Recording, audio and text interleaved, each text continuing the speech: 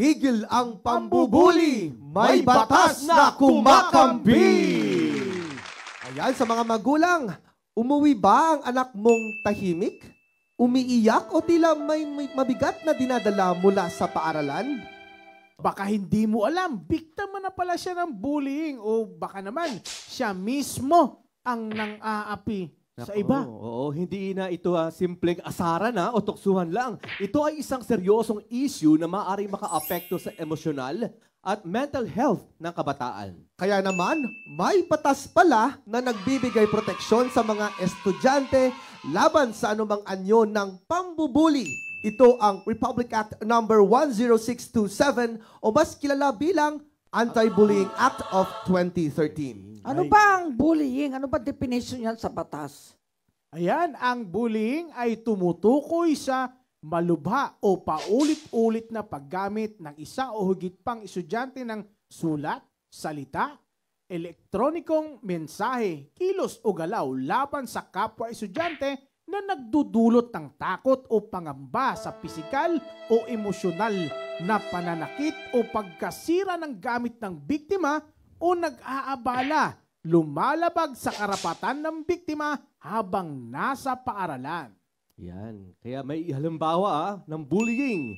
Halimbawa, ito ay isang pisikal na pananakit na hindi gusto ng biktima tulad ng pagsuntok, pagtulak, pagsipa, pagsampal, pag-chancing, pag-headlock, mga school pranks, kasama rin yan pang-aasar, pakikipag-away o paggamit ng bagay bilang sandata. Ito pa, pananakit sa emosyonal o mental na kalagayan ng biktima. Isa pang halimbawa, paninirang puri o masasakit na salita na nagdudulot ng matinding emotional stress tulad ng pagmumura, pagtawag ng masamang pangalan, pambubuska o pangungutya sa itsura, pananamit o katawan ng biktima.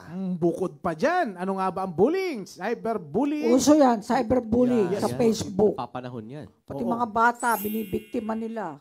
Minsan bata rin yung offender eh.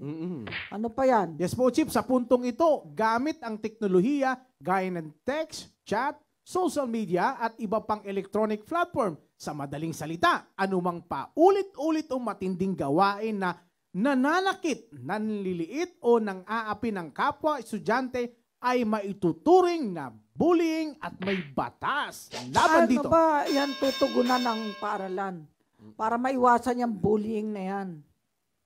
Ayon sa batas, ang school principal o ang katumbas na opisyal sa paaralan ang may pananagutan sa pagpapatupad o pagbabantay ng mga patakaran para labanan ang bullying. Kapag may insidente ng bullying, ang school principal ay dapat agad mag-imbestiga.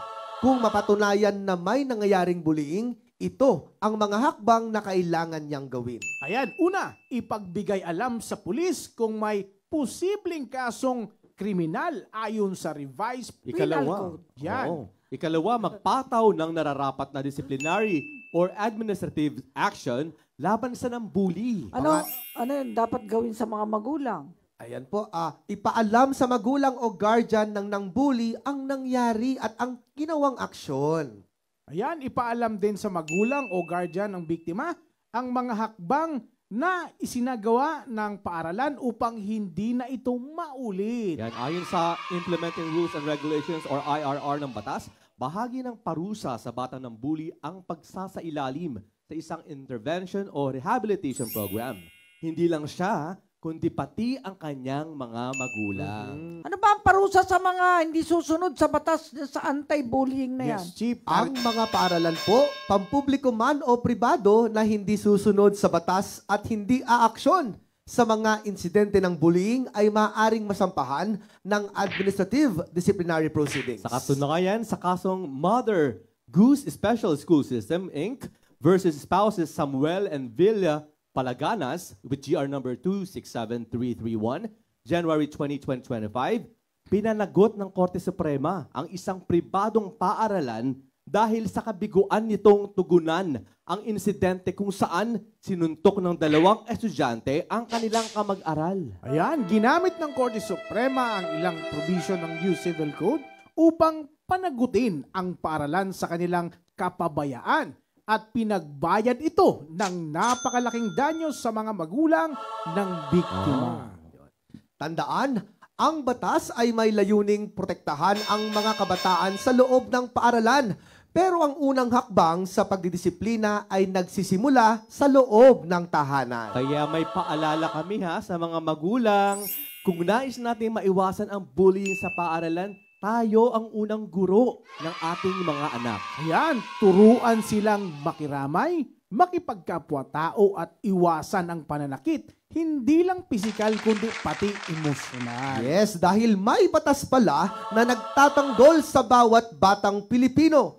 Ngunit ang pagmumulat at tamang asal ay nagsisimula sa tahanan. Isipin nyo, tama yan.